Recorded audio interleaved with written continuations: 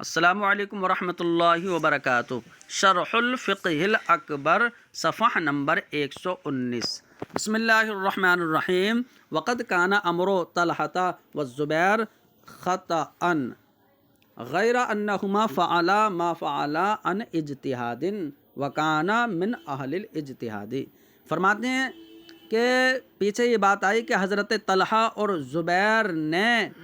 جو ہے حضرت مولا علی کی بیعت وہ مجبوراً کی تھی۔ کہا کہ ہاتھوں نے تو بیعت کی ہے لیکن دل جو ہے وہ ابھی بیعت پر راضی نہیں ہوئے ہیں۔ تو فرماتے ہیں کہ انہوں نے یہ جو کیا وہ اپنے خطا کی بنیاد پر کیا، اور اس میں جو ہے ان سے خطا اجتہادی ہوئی، کیونکہ یہ بھی ان لوگوں میں شریک تھے کہ جو قاتلین عثمان سے جو ہے بدلے کا مطالبہ کر رہے تھے، یہ بھی ان لوگوں میں شریک تھے۔ تو اب یہ چاہتے تھے کہ امام المسلمین کے خون کا جن لوگوں نے قصد کیا ہے تو پھر ان کی شان کو اکھیڑ دیا جائے، اور انہوں نے جان بوجھ کر قتل کیا ہے، اس لیے ان پر قصاص جو ہے وہ واجب ہو جاتا ہے۔ تو دلیل بھی یہی ظاہر کرتی ہے کہ یعنی قتل واجب ہو، اور یہی جو ہے حضرت امیر معاویہ اور ان کے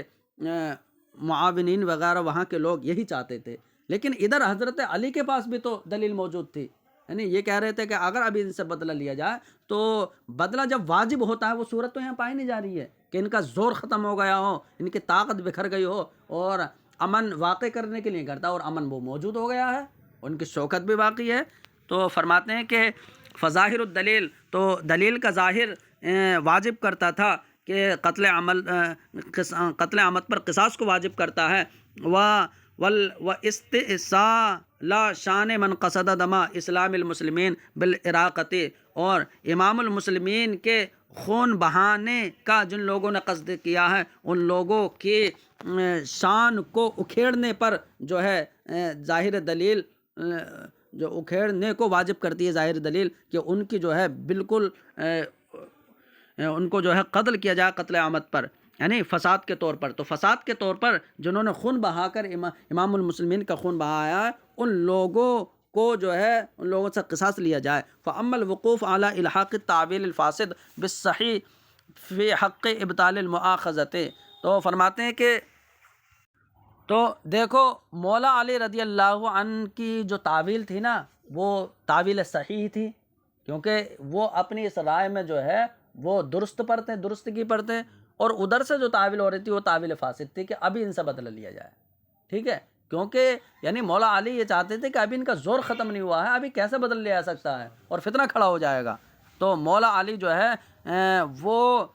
ایک یہ پوشیدہ علم کی بات ہو گئی، اس میں مولا علی کامیاب ہو گئے اور باقیوں نے خطا کر دی۔ وہی فرماتے ہیں فَأَمَّا الْوُقُوفُ عَلَى إِلْحَاقِ التَّعْوِيلِ الْفَاسِدِ بِالصَّحِيحِ، تو مؤاخذے کے باطل کرنے کے حق میں فاسد تعویل کو صحیح تعویل کے ساتھ لاحق کرنے پر واقف ہونا، تو یہ ایک پوشیدہ علم کی بات ہے، اس میں مولا علی تو کامیاب ہو گئے، ٹھیک ہے، اور باقی اس سے خطا ہو گئی، کیونکہ فاسد تعویل صحیح تعویل کے ساتھ لاحق ہو رہی تھی نا، تو مولا علی نے جو ہے وہ صحیح تعویل کو لیا۔ کما ورد عن النبی صلی اللہ علیہ وسلم، جیسا کہ حضور نبی کریم صلی اللہ علیہ وسلم سے یہ حدیث وارد ہے کہ آپ نے مولا علی سے فرمایا انکا تقاتل علی التعویل کما تقاتل علی التنزیل، کہ بے شک تم تعویل کی بنیاد پر بھی جو ہے وہ قتال کرو گے جیسے کہ تنزیل کی بنیاد پر تم جو ہے قتال کرتے ہو۔ تو حضور کا یہ فرمان کہ قرآن کی بنیاد پر کہ جو قرآن نہیں مانتا ہے، ٹھیک ہے، قرآن کا انکار کرتا ہے اور اسلام کے آگے نہیں جھکتا ہے، تو اب تم جو ہے قتال کرتے ہو، ایسی جو لوگ تعویل کریں گے تعویل فاسد تو ان کے خلاف بھی تم قتال کرو گے۔ تو ثم کان قتالہ علی التنزیل حق، تو مولا علی کا قتال تنزیل کی بنیاد پر یہ تو حق تھا بالکل۔ فقدا کان قتالہ علی التعویل حقا، تو جب حضور کا فرمان ہے تو تعویل کی بنیاد پر جو مولا علی کا قتال ہے تو وہ بھی حق ہوگا کہ ان کی طرف سے جو ہے یہ حق، مولا علی حق پر تھے، اور ان لوگوں نے جو کیا جو مدینے میں حضرت طلحہ اور زبیر تھے تو ان سے یہ خطا اجتہادی ہوئی۔ وقد ندم علی ما فعل، اور یہ اپنے کیے پر شرمندہ بھی ہوئے تھے۔ ایسے ہی حضرت عائشہ رضی اللہ عنہ سے جو جنگ جمل کا معاملہ پیش آیا تھا تو فرماتے ہیں اس میں بھی حضرت عائشہ صدیقہ رضی اللہ عنہا وہ شرمندہ ہوئی تھی، ندمت علی ما فعلت، اپنے کیے پر جو ہے نادم ہوئی تھی، وکانت تبکی حتیٰ تو حضرت عائشہ وہ نادم اور جو ہے شرمندہ ہوئی تھی، وکانت تبکی حتیٰ تبلا خمارها، اور حضرت عائشہ صدیقہ ام المؤمنین اتنی روتی تھیں کہ یہاں تک کہ آپ کی جو چادر مبارک ہے وہ تر ہو جاتی تھی۔ ثم کان معاویۃ مخطئا، پھر بات یہ ہے کہ حضرت امیر معاویہ کا بھی ادھر سے اصرار تھا کہ ابھی بدلہ لیا جائے، تو حضرت معاویہ بھی خطۂ اجتہادی پر تھے، الا انہ فعل ما فعل عن تعویل، لیکن انہوں نے جو بھی کیا وہ تعویل کی بنیاد پر کیا، ٹھیک ہے، تو ان کی بھی جو ہے ابھی اپنی تعویل تھی، اگرچہ تعویل فاسد تھی، اور مولا علی کی تعویل صحیح تھی، تو اب یہ نہیں کہا جائے گا کہ تعویل فاسد کی بنیاد پر انہیں فاسق کہہ دیا جائے، تو فاسق نہیں ہوئے ہیں، ٹھیک ہے۔ فرماتے ہیں فلم یسر بھی فاسقن، اور اس وجہ سے وہ فاسق نہیں ہوئے ہیں، اور اہل سنت والجماعت کا ان کو باغی کہنے میں اختلاف ہے کہ انہیں باغی بھی کہا جا سکتا ہے نہیں، کہ مولا علی کے خلاف یہ کھڑے ہوئے۔ فمنہم من امتنع من ذلک، تو بہت کچھ علماء تو کچھ اہل سنت والجماعت وہ اس سے جو ہے انہوں نے منع کیا ہے کہ انہیں باغی نہیں کہا جا سکتا، والصحیح من اطلقا، لیکن صحیح وہ ہے کہ جنہوں نے اطلاق کیا ہے کہ اگرچہ بغاوت ادھر سے ہوئی تھی لیکن اسے خطۂ اجتہادی کا نام دیا جائے گا، لقولہ علیہ الصلاۃ والسلام لعمار، کیونکہ جب جنگ صفین واقع ہوئی تو حضرت عمار ابن یاسر کی جو ہے وہ شہادت ہو گئی تھی، جو مولا علی کی طرف سے تھے، تو فرماتے ہیں کیونکہ حضور کا فرمان حضرت عمار کے لیے یہ تھا کہ تمہیں باغی جماعت قتل کرے گی، تو جب حضور کی طرف سے باغی لفظ نکلا ہے تو اس لیے وہ لوگ کہتے ہیں کہ باغی کہا جا سکتا ہے، اگرچہ انہیں خطۂ اجتہادی ان کی طرف سے صادر ہوئی ہے، لیکن فاسق نہیں کہہ سکتے، فاسق تو کسی نے نہیں کہا۔ وکان علی رضی اللہ عنہ مصیبا فی التحکیم وزعمت الخوارج انہ کان مخطئا فیہ وقد کفر، فرماتے ہیں کہ اور مولا علی رضی اللہ عنہ اپنے فیصلے میں جو ہے وہ مصیب تھے، اور خوارج نے یہ گمان کیا کہ وہ اس میں خطا پر تھے، تو وقد کفرا، تو خارجیوں نے جب طعن و تشنیع اور جو ہے گستاخیاں کی تو انہوں نے کفر کیا۔ اذ الواجب فی اہل البغی المحاربۃ، تو فرماتے ہیں کیونکہ اہل بغاوت کے حق میں یہ ضروری ہے کہ جو ہے المحاربۃ جنگ کی جائے، ٹھیک ہے، تو محاربہ جو ہے واجب ہے، کیونکہ اللہ تعالیٰ کا فرمان ہے فَإِن بَغَتْ إِحْدَاهُمَا عَلَى الْأُخْرَى فَقَاتِلُوا الَّتِي تَبْغِي حَتَّى تَفِيءَ إِلَىٰ أَمْرِ اللَّهِ، کہ اگر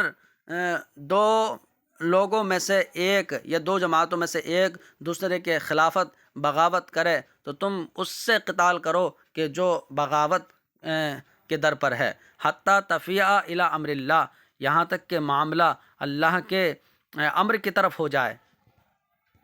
تو یہ اللہ کا فرمان ہے کہ اگر ایک فریق دوسرے کے خلاف زیادتی کرے، بغاوت کرے، تو تم بغاوت کرنے والی جماعت سے جو ہے لڑو یہاں تک کہ وہ اللہ کے حکم کی طرف جو ہے رجوع کر لے، یعنی اللہ کے حکم کی طرف آ جائے۔ ولیکننا نقول، لیکن ہم یہ کہتے ہیں کہ المقصود ارادت دفع الشر و تالیف القلوب، کہ یہاں پر جو آیت کریمہ میں ہے تو دیکھو بات یہ تھی کہ مولا علی رضی اللہ عنہ اپنے فیصلے میں جو ہے وہ حق پر تھے، مصیب تھے، اور خوارج نے یہ گمان کیا کہ وہ خطا پر تھے، وقد کفر، اور مولا علی کافر ہو گئے۔ کیوں؟ تو فرماتے ہیں کہ یعنی خطا پر بھی تھا اور کافر کیسے ہو گئے؟ کیونکہ وہ یہ کہتے ہیں کہ دیکھیے قرآن میں یہ ہے کہ جو بغاوت کرے اس سے جنگ کرنا واجب ہے،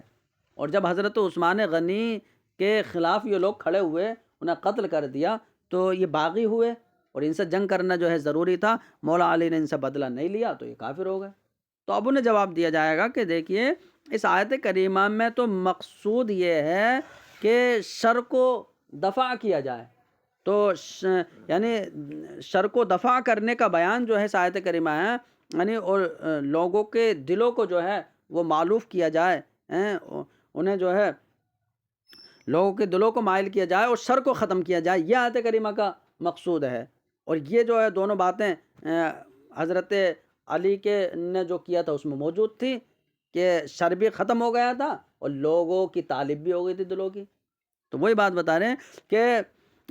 خوارج نے جو یہ کہا ہے کہ انہو کان مخطئا فیہ، کہ مولا علی اپنے فیصلے میں خطاوار تھے، وقت کفر، اور وہ کافر ہو چکے تھے، تو فرماتے ہیں ان کی دلیل اس دلیل سے کہتے تھے وہ اذ الواجب فی اہل البغی المحاربۃ، کیونکہ بغاوت کرنے والوں کے حق میں یہ ضروری ہوتا ہے کہ وہ جنگ کریں، اہل بغاوت سے جنگ کریں، اور مولا علی نے ان قاتلین عثمان سے جو ہے جنگ نہیں کی تھی۔ وہ دلیل یہ دیتے ہیں کیونکہ اللہ کا فرمان ہے اگر ایک فریق دوسرے کے خلاف زیادتی کرے تو تم زیادتی کرنے والے سے قتل کرو، یہاں تک کہ وہ اللہ کے حکم کی طرف لوٹائے۔ لیکن ہم یہ کہتے ہیں کہ یعنی خوارج کو یہ جواب دیتے ہیں کہ المقصود ارادت و دفع الشر، کہ اس آیت کا جو مقصود ہے وہ دفع شر کو بیان کرنے کا ارادہ ہے، کہ اس میں شر کو دفع کر دو، و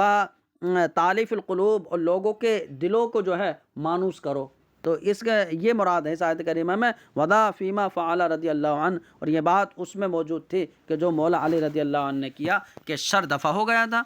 یعنی کیونکہ فتنہ جو ہے وہ خاموش ہو گیا، ان کا زور بھی واقعی تھا ابھی تمام لوگوں کا، ٹھیک ہے، تو یعنی شر ختم ہو گیا تھا جب حضرت عثمان غنی رضی اللہ عنہ کو ان لوگوں نے شہید کر دیا تھا۔ پھر ثم مما يتعلق بهذا المقام حدیث الصحیحین، فرماتے ہیں پھر اس مقام کے متعلق جو ہے ایک صحیحین کی حدیث بھی ہے، وہ حضرت ابو سعید خدری سے مروی ہے کہ کہتے ہیں کہ کانا بین خالد ابن ولید و بین عبد الرحمن ابن عوف شیء، کہ حضرت خالد ابن ولید اور حضرت عبد الرحمن ابن عوف کے درمیان جو ہے وہ کچھ تھا، مطلب کچھ دل میں کچھ جو ہے وہ رنجش کہہ سکتے ہیں کہ یہ تھی۔ فَصَبَّهُ خالد، تو حضرت خالد ابن ولید نے حضرت عبد الرحمن ابن عوف کو کچھ جو ہے غیر مناسب کلمے کہے۔ فقال رسول اللہ صلی اللہ علیہ وسلم، تو اس وقت اللہ کے رسول صلی اللہ علیہ وسلم نے فرمایا تھا کہ لا تسبوا احد من صحابی، کہ میرے صحابہ میں سے کسی کو گالی مت دینا۔ فَلَوْ أَنَّ أَحَدَكُمْ أَنفَقَ مِثْلَ احد ذهبا ما ادرک مد احدهم ولا نصیفا، کہ اگر تم میں سے کوئی احد پہاڑ کے برابر بھی سونا خرچ کرے تو وہ صحابہ میں سے کسی ایک کے مٹھی بھر کو نہیں پا سکتا، اور نہ مٹھی تو دور کے بعد اس کے آدھے کو بھی نہیں پا سکتا۔ فرماتے ہیں کہ یہ اس مقام کے متعلق ہے، کیونکہ صحابہ کو کسی کو گالی نہیں دینا، اور خارجی جو ہے یہ خطاوار کہتے ہیں اور مولا علی کو جو ہے کافر تک کہہ دیتے ہیں، ٹھیک ہے، تو یہ ایسی حضرت امیر معاویہ وہ بھی صحابی رسول ہیں، انہیں گالی دے دیتے ہیں اور انہیں جو ہے طرح طرح سے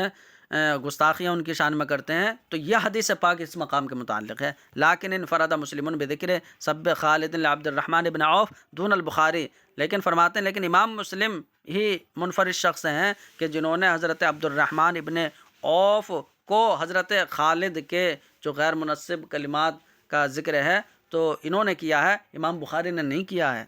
ٹھیک ہے، کیونکہ امام بخاری کی روایت یہ ہے کہ فالنبی صلی اللہ علیہ وسلم یقول لخالد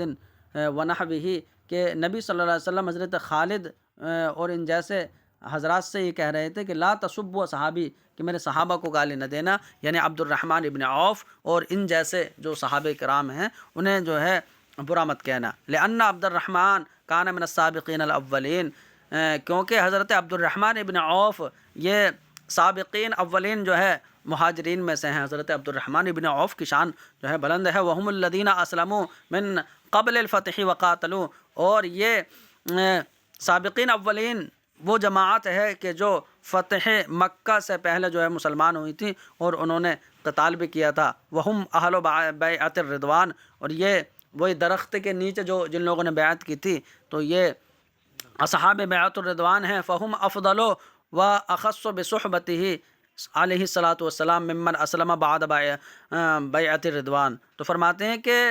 تو یہ حضرات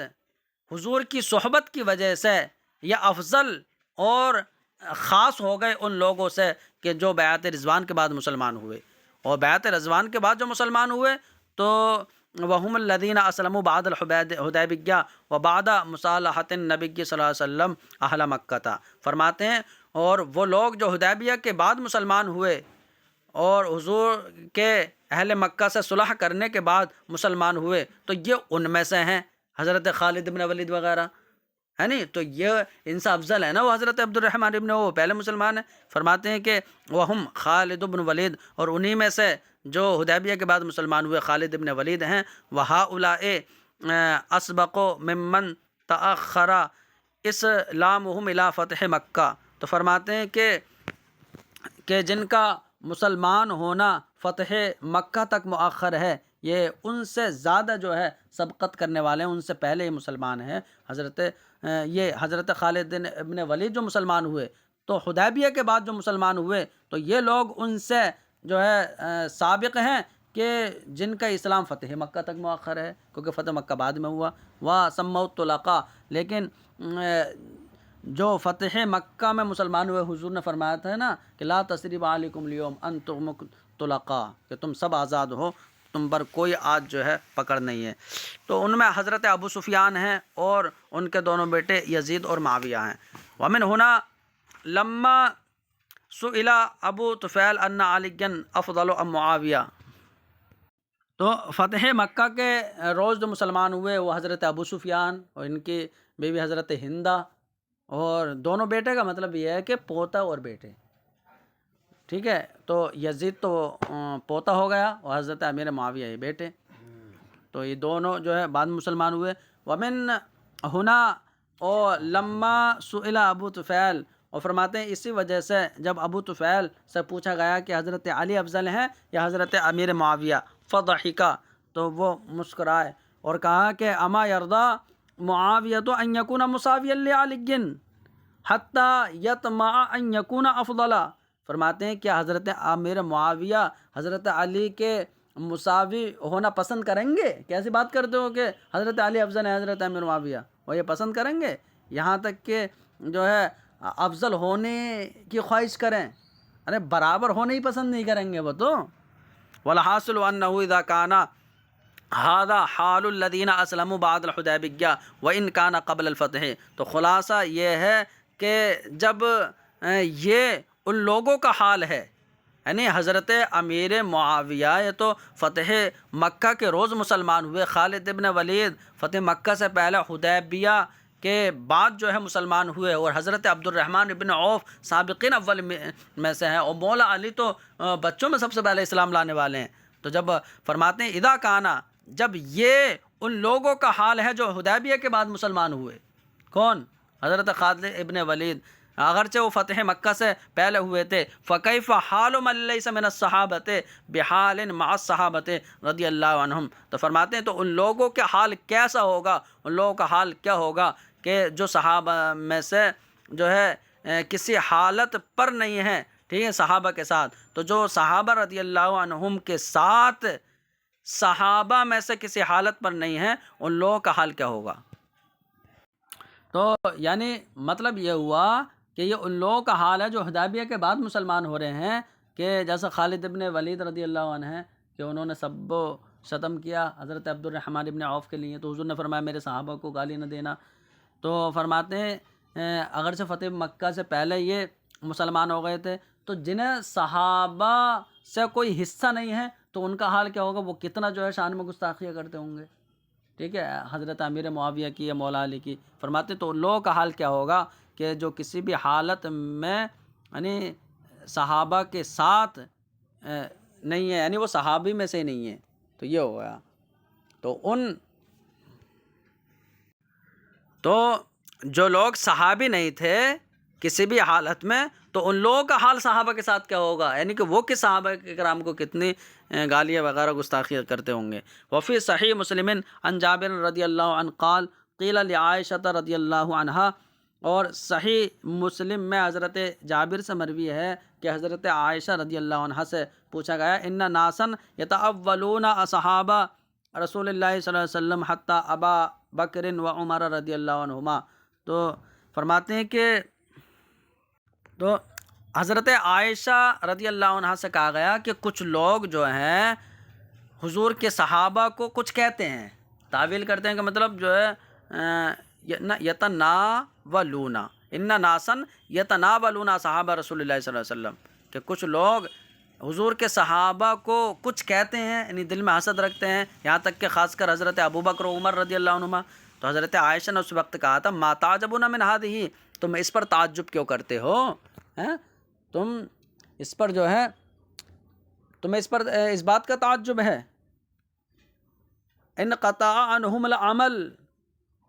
ان سے دنیا میں عمل جو ہے منقطع ہو گیا، کیونکہ دنیا سے وہ لوگ تشریف لے گئے۔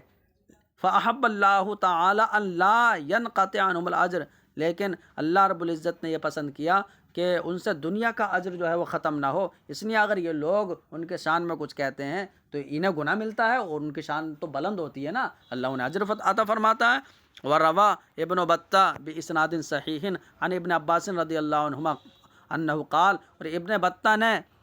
صحیح سند کے ساتھ حضرت ابن عباس رضی اللہ عنہما سے روایت کیا ہے کہ انہوں نے فرمایا لا تسبوا اصحاب محمد صلی اللہ علیہ وسلم فلمقام احدہم ساعۃ، کہ حضور صلی اللہ علیہ وسلم کے صحابہ کو برا نہ کہو، اس لیے کہ ان میں سے ہر ایک کے مقام کی ایک ساعت ہے، یعنی حضور صلی اللہ علیہ وسلم کے ساتھ جو ہے ایک ساعت ہے، لمحے ہیں ان کے حضور کے ساتھ وہ رہے ہیں، تو جو لمحہ حضور کے ساتھ گزارا ہے وہ تم میں سے ہر ایک کے 40 سال کے عمل سے بہتر ہے۔ وہ فرماتے ہیں فلی مقام احدہم ساعۃ یعنی معنی النبی، تو ان میں سے ہر ایک کے مقام کے لیے، یعنی ان میں سے ہر ایک اپنے مقام کے اعتبار سے حضور صلی اللہ علیہ وسلم کے ساتھ ان نے وقت گزارا ہے، تو حضور صلی اللہ علیہ وسلم کے ساتھ رہے ہیں، تو یہ خیر من عمل احدکم 40 سنۃ، تو یہ تم میں سے کسی کے 40 سال کے عمل سے بہتر ہے ان حضور کے ساتھ ایک لمحہ رہنا۔ وفی روایت وکیع، اور وکیع کی روایت ہے خیر من عبادت احدکم عمرہ، کہ حضور کے ساتھ ان میں سے جو کسی نے ایک گھڑی گزاری ہے تو وہ تم میں سے کسی کے بھی پوری زندگی کی عبادت سے بہتر ہے۔ ہادہ، تو اس کا مطلب ہے خود ہادہ، یعنی اس بات کو جو ہے صحیح طریقے سے یاد رکھو۔ وخلافت النبوت 30 سنۃ، تو فرماتے ہیں کہ جو نبوت کی خلافت کی جو مدت تھی، تو خلافت کی مدت 30 سال تھی، ان میں سے حضرت ابو بکر صدیق رضی اللہ عنہ کی خلافت 2 سال 3 مہینے رہی، اور حضرت عمر کی خلافت جو ہے 10 سنین، وہ 10 سال 10 سنین و نصف، تو 10 سال اور آدھا سال، یعنی 10 سال 6 مہینے رہی۔ وخلافت عثمان رضی اللہ عنہ 12 سنۃ، اور حضرت عثمان غنی رضی اللہ عنہ کی خلافت وہ 12 سال رہی، اور مولا علی رضی اللہ عنہ کی خلافت 4 سنین و 9 اشہر، 4 سال جو ہے اور 9 مہینے رہی، اور اس کے بعد 6 مہینے رہ گئے تو حضرت حسن رضی اللہ عنہ کی خلافت جو ابن ہی جو مولا علی کے صاحبزادے ہیں، تو ان کی خلافت 6 مہینے رہی۔ وَأَوَّلُ مُلُوكِ الْمُسْلِمِينَ، اور مسلمانوں کے سب سے پہلے بادشاہ اور وہ حضرت امیر معاویہ رضی اللہ عنہم ہیں، وَهُوَ أَفْضَلُهُمْ، اور یہ لوگوں میں جو ہے وہ افضل ہیں، اس وقت جو لوگ موجود تھے ان میں سب سے افضل ہیں۔ لَكِنَّهُ إِنَّمَا صَارَ إِمَامًا حَقًّا لما فوض الیہ الحسن بن علی رضی اللہ عنہما الخلافۃ، تو حضرت امیر معاویہ اس وقت کے لوگوں میں سب سے افضل تھے۔ جب حضرت حسن رضی اللہ عنہ نے جو 6 مہینے کی خلافت پوری کر کے، خلافت راشدہ پوری کر کے جب ان کو سونپی تھی، اس وقت یہ سب سے افضل تھے، تو یہ سب سے افضل تھے، لیکن یہ امام برحق ہو گئے جبکہ انہیں حضرت حسن ابن علی رضی اللہ عنہما نے جو ہے خلافت کا معاملہ سونپ دیا تھا۔ فإن الحسن بایعہ اہل العراق بعد موت ابیہ، تو فرماتے ہیں کیونکہ حضرت حسن رضی اللہ عنہ کی بیعت جو ہے عراقیوں نے حضرت علی کی وفات کے بعد کی تھی۔ ثم بعد 6 اشہر فوض الامر الی معاویہ، تو پھر اس 6 مہینے کے بعد حضرت حسن رضی اللہ عنہ نے خلافت کا معاملہ وہ حضرت امیر معاویہ کے سپرد کر دیا تھا۔ والقصۃ مشہورۃ، اور قصہ جو ہے بالکل مشہور ہے، اور کتابوں میں جو ہے وہ تفصیل سے لکھا ہوا ہے، کتب مبسوطہ میں جو ہے وہ تحریر ہے، والخلافت ثبتت لعلی رضی اللہ عنہ بعد موت عثمان بن عفان بمبایعۃ الصحابۃ سوا معاویۃ مع اہل الشام وقضیتہما ایضا معروفۃ۔ اور فرماتے ہیں مولا علی کے لیے خلافت کا معاملہ وہ ثابت ہے حضرت عثمان غنی رضی اللہ عنہ کی وفات کے بعد، کیونکہ تمام صحابہ کرام نے بیعت کر لی تھی سوائے حضرت امیر معاویہ اور اہل شام میں سے جو لوگ ان کے ساتھ تھے۔ تو اہل شام کے ساتھ حضرت امیر معاویہ نے جو ہے بیعت نہیں کی تھی، اور ان دونوں کا جو معاملہ ہے وہ بھی معروف اور مشہور ہے کہ انہوں نے بیعت کیوں نہیں کی تھی، کیونکہ وہ قاتلین عثمان سے بدلے کا مطالبہ کر رہے تھے۔ فرماتے ہیں کہ شارح عقیدہ طحاویہ نے فرمایا ان ترتیب الخلفاء الراشدین فی الفضیلۃ کترتیبہم فی الخلافۃ، کہ خلفائے راشدین کی فضیلت کے اعتبار سے ترتیب اسی طرح ہیں جیسے خلافت کے اعتبار سے ترتیب ہے، یعنی کیونکہ افضلیت وہ امامت کے تابع ہے، ٹھیک ہے، جو امامت کے اعتبار سے جو ہے وہ افضلیت ہے۔ ایسا نہیں کہ خلافت کی وجہ سے افضلیت ہو رہی ہے، نہیں، وہ یعنی افضل تھے تو جو ہے اسی خلافت کی ترتیب ہوئی، تو افضلیت پہلے ہے۔ وہ فضیلت کے اعتبار سے ترتیب وہ اسی طرح تھی جیسے خلافت میں ترتیب ہے، تو خلافت میں جیسے ترتیب ہے اسی اعتبار سے افضل ہوئے۔ الا ان لابی بکر و عمر رضی اللہ عنہما مزیۃ، لیکن حضرت ابو بکر و عمر رضی اللہ عنہ کو جو ہے وہ خاص فضیلت حاصل ہے، ٹھیک ہے، اور وہ یہ ہے کہ حضور صلی اللہ علیہ وسلم نے امرنا باتباع سنت الخلفاء الراشدین ولم یامرنا فی الاقتداء بالافعال، کہ حضور نے یہ تو فرمایا کہ علیکم بسنتی و سنت الخلفاء الراشدین، کہ تو حضور نے فرمایا کہ خلفاء راشدین کے طریقے کی پیروی کرنا میرے طریقے کی پیروی کے ساتھ۔ تو شارح عقیدہ طحاوی فرماتے ہیں کہ خاص فضیلت یہ ہے کہ حضور نے ہمیں خلفاء راشدین کے طریقے کی پیروی کرنے کا حکم دیا، لیکن افعال میں اقتداء کرنے کا ہمیں حکم نہیں دیا، وَلَمْ يَأْمُرْنَا فِي الْاقْتِدَاءِ بِالْأَفْعَالِ، ٹھیک ہے، تو ان کے افعال کی اقتداء کرنے کا ہمیں حکم نہیں دیا الا بابی بکر و عمر رضی اللہ عنہما، سوائے حضرت ابو بکر و عمر کے، کہ ان کے افعال کی پیروی کا بھی حکم ہے، تو اس لیے فضیلت ہے کیونکہ حضور نے فرمایا اقتدوا بالذین من بعدی ابی بکر و عمر بالذین من بعدی، کہ میرے بعد تم ان لوگوں کی اقتداء کرنا جو میرے بعد ہوں، یعنی کہ حضرت ابو بکر و عمر۔ تو فرماتے ہیں فرقا بین اتباع سنتہم والاقتداء بہم۔ تو اب یہاں دیکھو کہ حضور صلی اللہ علیہ وسلم نے خلفائے راشدین کی پیروی اور حضرت ابو بکر و عمر کی اقتداء میں جو ہے حضور نے جو ہے فرق بیان کر دیا بالکل واضح۔ کیوں؟ فرماتے ہیں فحال ابو بکر و عمر فوق حال عثمان و علی رضی اللہ عنہم اجمعین، کیونکہ حضرت ابو بکر و عمر کی جو حالت ہے، ان کی جو فضیلت ہے، تو وہ حضرت عثمان غنی اور مولا علی رضی اللہ عنہم کی حالت سے جو ہے وہ بڑھ کر ہے، ٹھیک ہے۔ فرماتے ہیں کہ وَلَعَلَّ هَذَا وَجْهُ قَوْلِ عبد الرحمن بن عوف لِكُلٍّ مِّنْهُمَا، اور شاید یہی وجہ ہے کہ حضرت عبد الرحمن بن عوف نے ان دونوں میں سے ہر ایک کے لیے کہا تھا، حضرت عثمان اور حضرت علی، ان دونوں سے کہا تھا نا کہ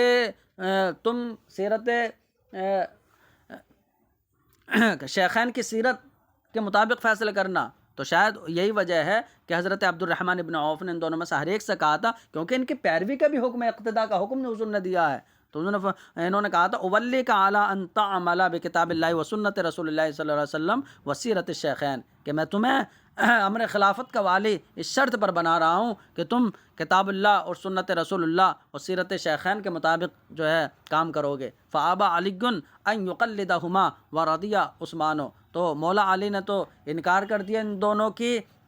جو ہے پیروی کرنے کا، ٹھیک ہے، ان دونوں کی اقتداء کرنے کا جو ہے انکار کر دیا، لیکن حضرت عثمان رضی اللہ عنہ وہ راضی ہو گئے تھے۔ قال کہتے ہیں وقد روی عن ابی حنیفہ رحمہ اللہ، کہ امام اعظم سے مروی ہے کہ تقدیم علی علی عثمانہ، کہ حضرت علی کی تقدیم ہے حضرت عثمان پر، یہ ایک روایت ہے۔ لیکن ظاہر مذہبی ہی، لیکن ان کا جو ظاہری مذہب ہے جو متن میں مذکور ہے